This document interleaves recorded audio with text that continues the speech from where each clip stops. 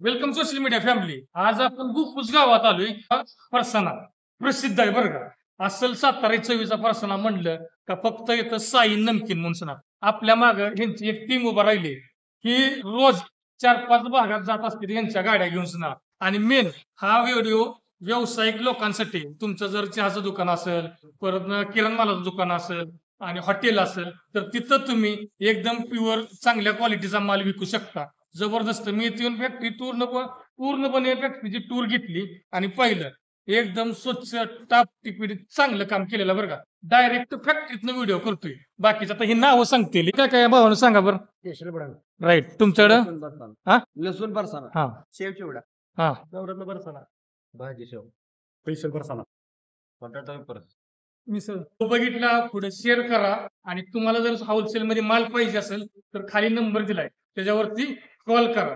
चलो, खोट बोलत नाही. बघा नुसतं कुणीकडे भरली का चालली बरं का. कुणीकडे महाबळेश्वर, कुणीकडे पंढरपूर, कुणीकडे बसवड.